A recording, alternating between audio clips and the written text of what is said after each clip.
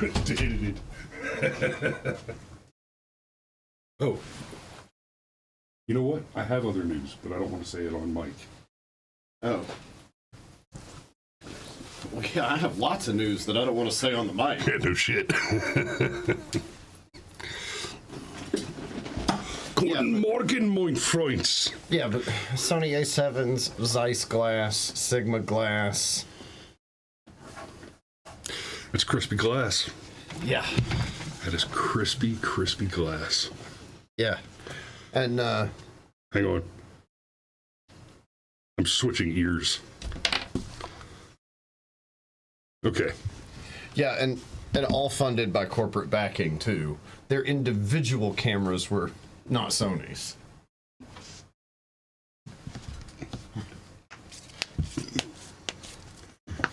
So it's like, oh, I see. No striker, second first. Here we go.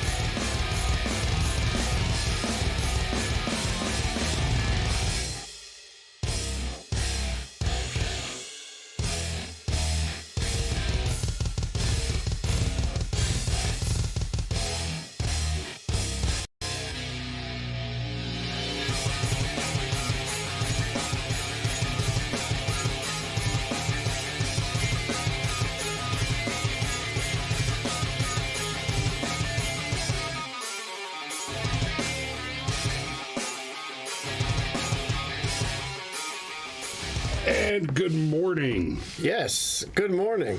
Good morning, good morning, good morning. Hey, Misa back. Oh. Again. Oh. You know, some fan made a cut. You know, if there's one thing Disney managed to do that could be said to be a positive, is it gave me a metric of frame reference that allowed me to hate the prequels ever so slightly less. You know, Disney's sins are so severe that they almost led me to forgive Jar Jar Binks. You know what? I just realized something, and I'm gonna... Wait, no, come back. Oh! That's what I realized.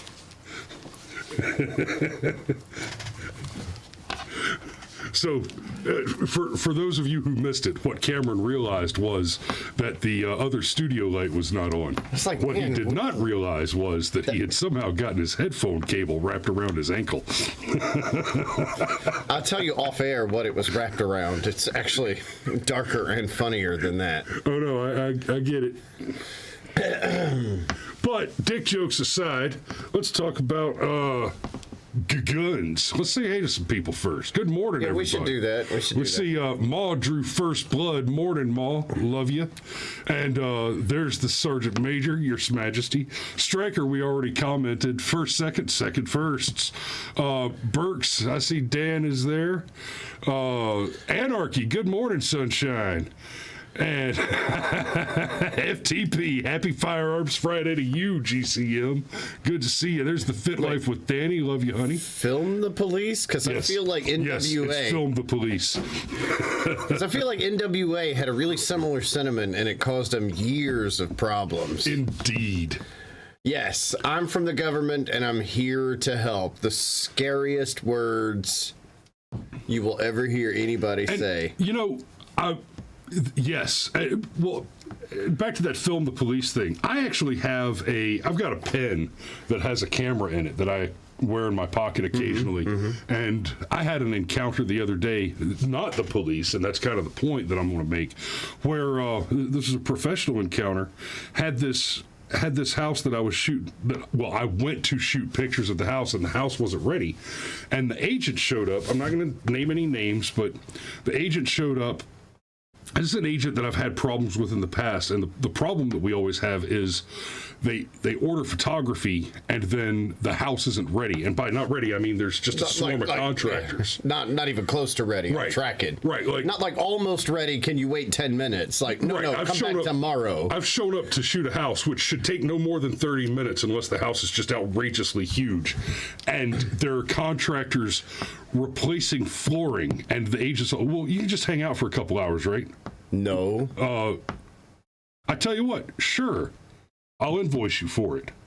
And so this guy, he says, well, if you can't work with me on this, then I might just have to find somebody else to work with. And oh, no. Don't threaten me with a good time. Now, unfortunately, this guy is not my client. He is my client's client. And I told my client of this client that if it were my client, my response would have been quite simply, okay, fine. Let me help you understand something. If you don't want to work with me, I have so many other clients that I will not even bother to replace you. Yeah. So, good luck with that.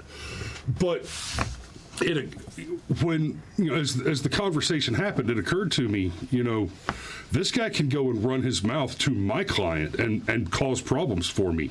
Yeah, you were the jerk. I need to be. If I'm going to have an interaction like that, I need to be filming that shit. The problem is, you never know when you need to have your camera on. Which is why I mentioned that I've got the pen, and I think I'm just going to have to make more of a habit of just having batteries that there and everything. Hitting the button.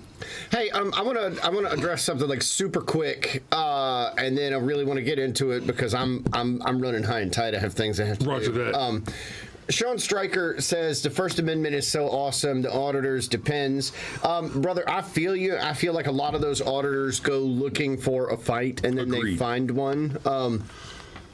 And just because they're technically in the right doesn't mean that they're right. However, GCM is the exception. He is not an asshole. He doesn't go provoking cops. Because I feel like no matter what the professional responsibility of the person is, like if you poke them over and over again and that professionalism drops, yeah, they were wrong for letting the professionalism drop, but bro, like, have you ever seen the Twisted Tea video? Right.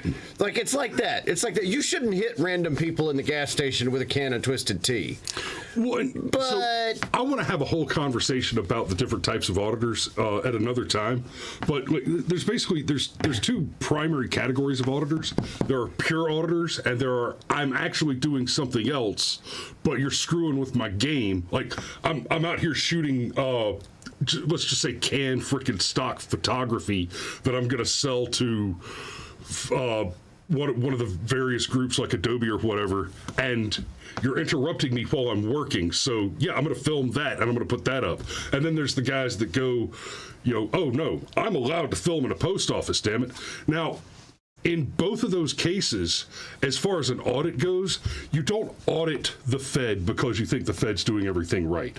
So to a certain degree, an auditor is looking for trouble. A good auditor is hoping not to find it. And that's the kind of audit work that GCM does.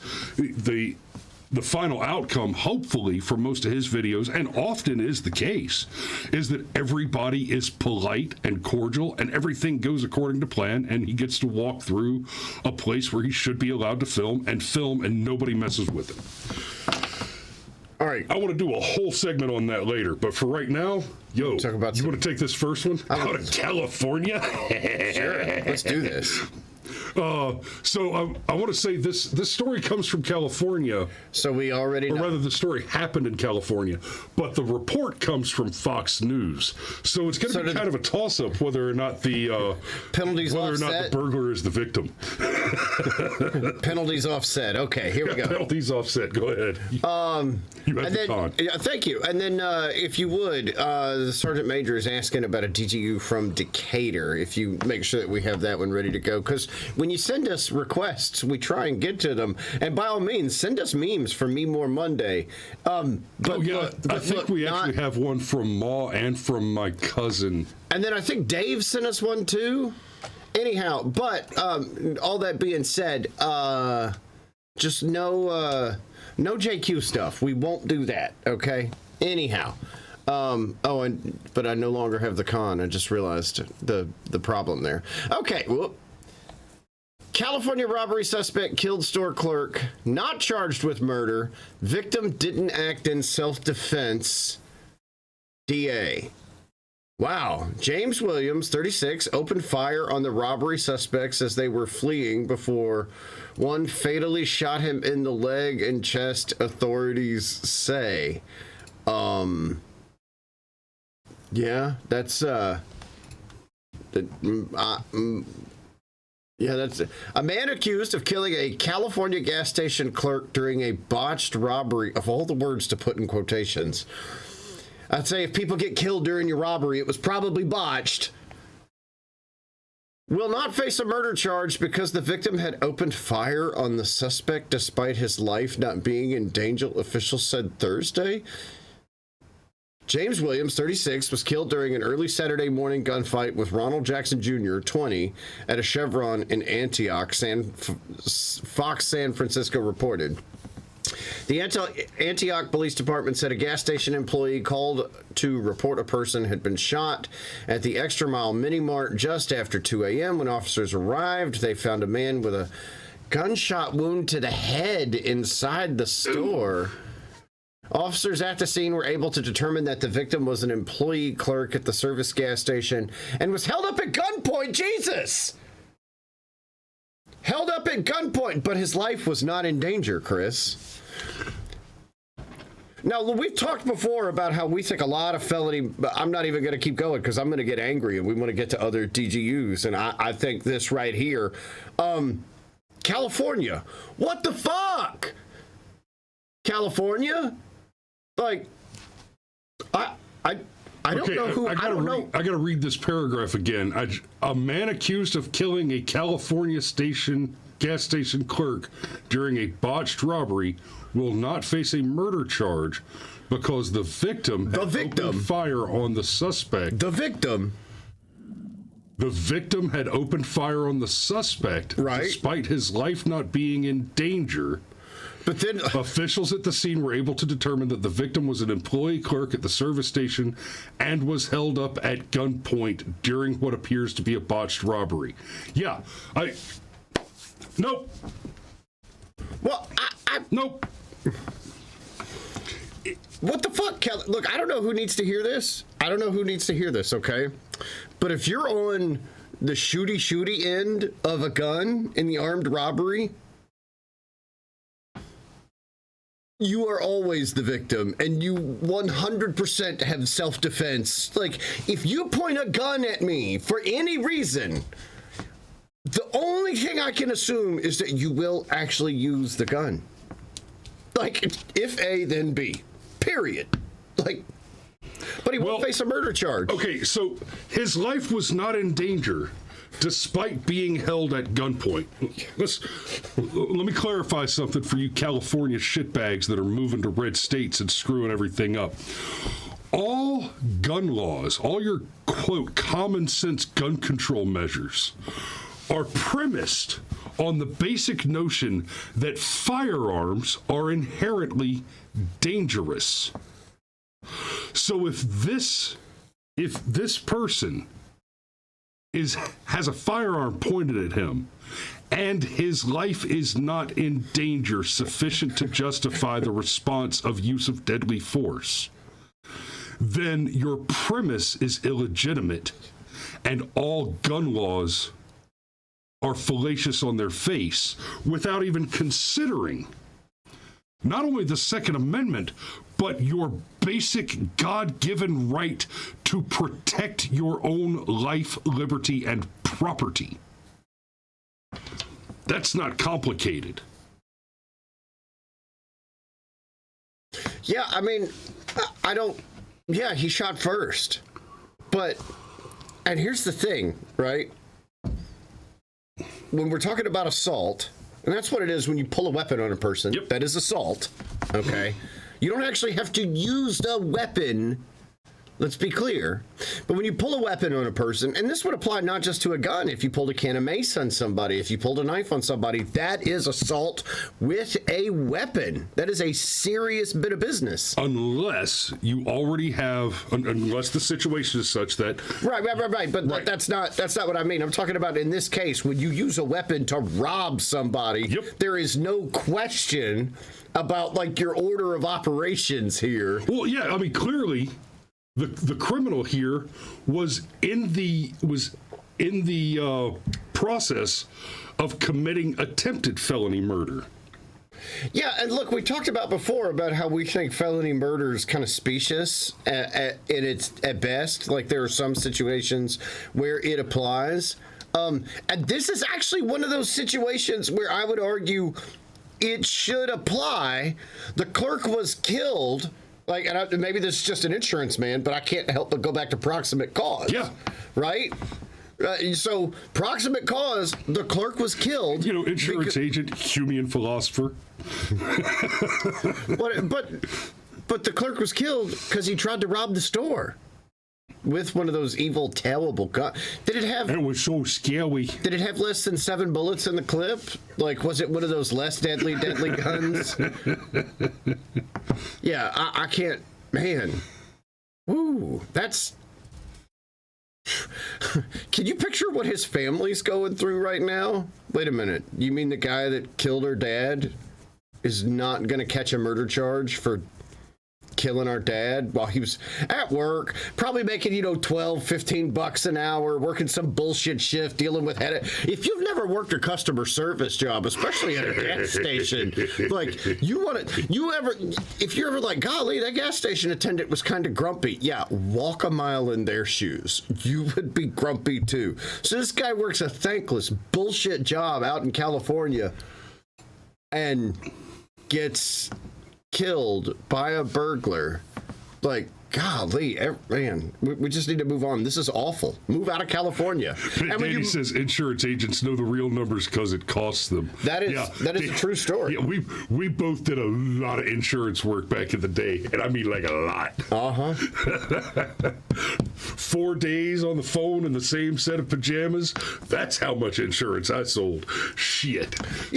Disabled veteran, by the way, welcome, says where the law becomes iffy is once the panic is over and I'm done defending myself, I reload my weapon and empty the gun again. It becomes premeditated murder.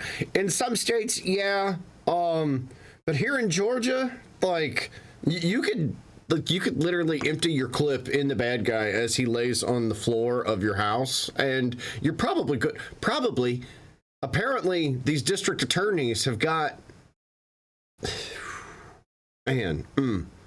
And I say this as somebody that thinks most felony murder is bullshit, but golly, that's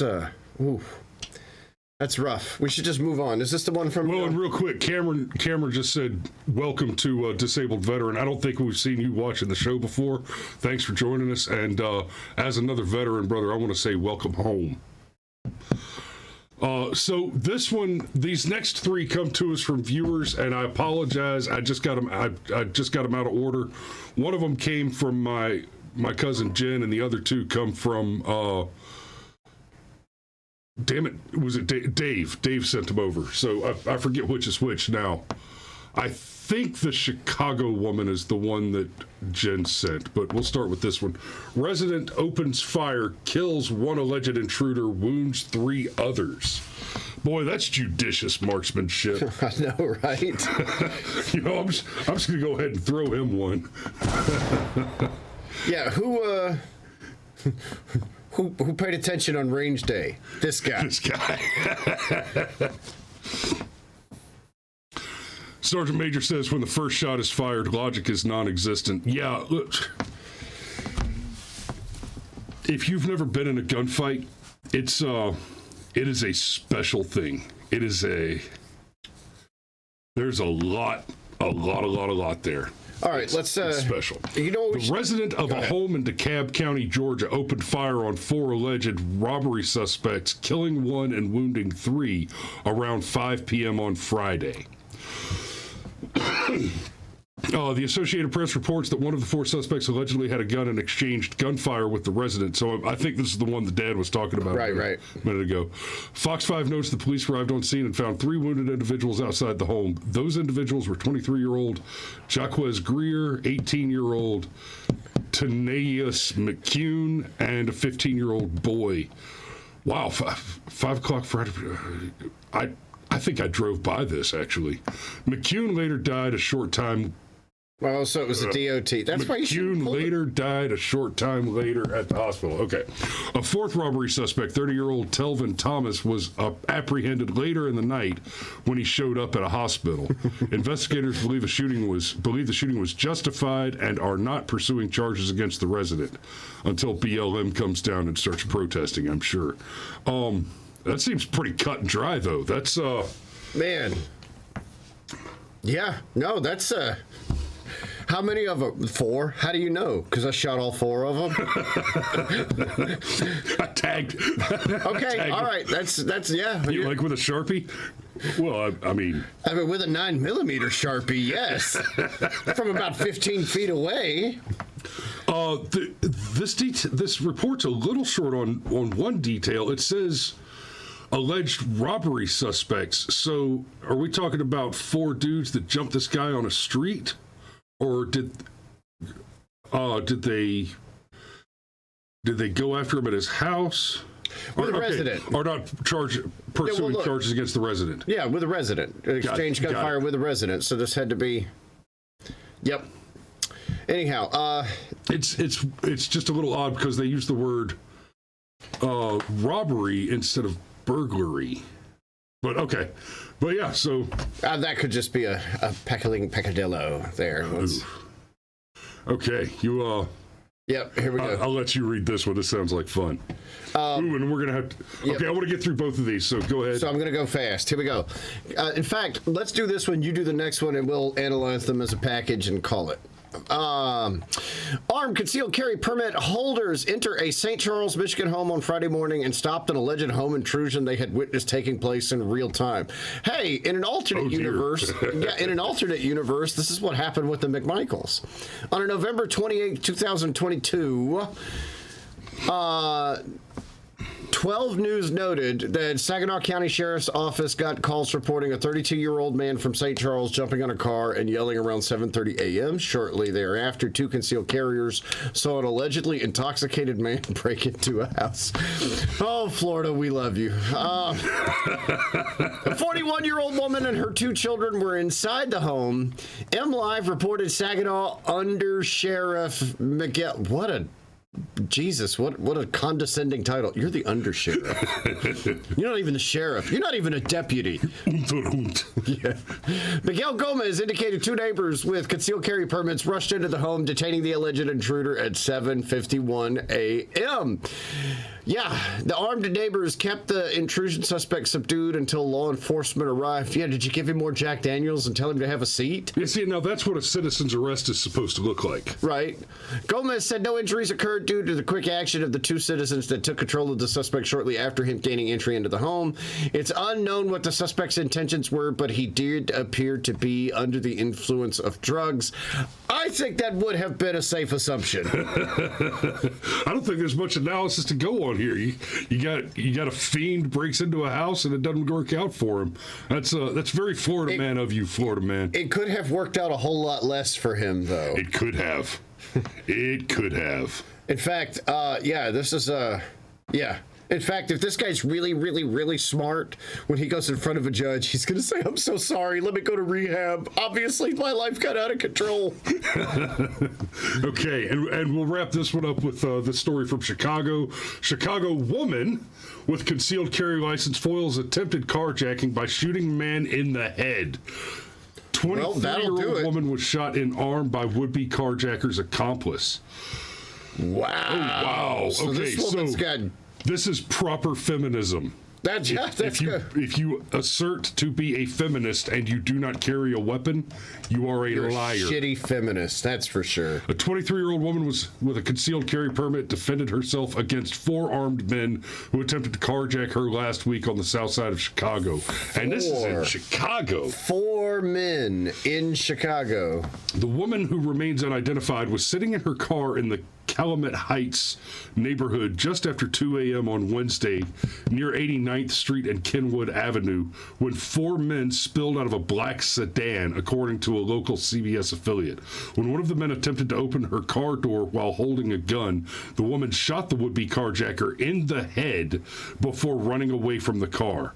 One of the other men reportedly shot her in the left arm, and she was taken to Advocate Trinity Hospital in fair condition.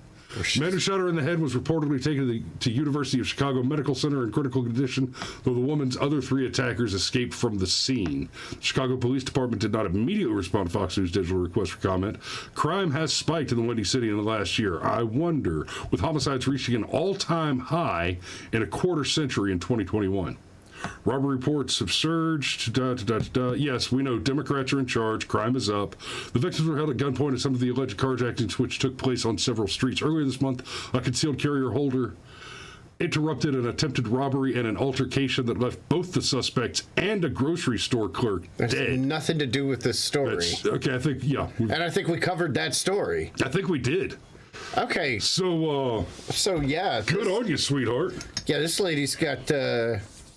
Yeah, she did everything correctly. She even hit the off switch on one of the bad guys. How you know it was him? Well, he's missing half his face. His mama's going to have a closed casket funeral. There's only so much the mortician can do, buddy. They're skilled. They are. But they've got to have enough clay to make the statue. Powder and paint will make it can make it what it ain't, but you got to have something to paint on. Anyhow, all right. So we're at about that time, and I have to go do the thing. Will you? So I will eat my bacon naked if I so choose. It is Friday. We're going into the weekend. We don't have anything special going on this weekend in particular, but y'all be safe out there. You know, don't fry bacon drunk, and don't drive around naked. You should be okay. We love you, and we'll see you on Monday.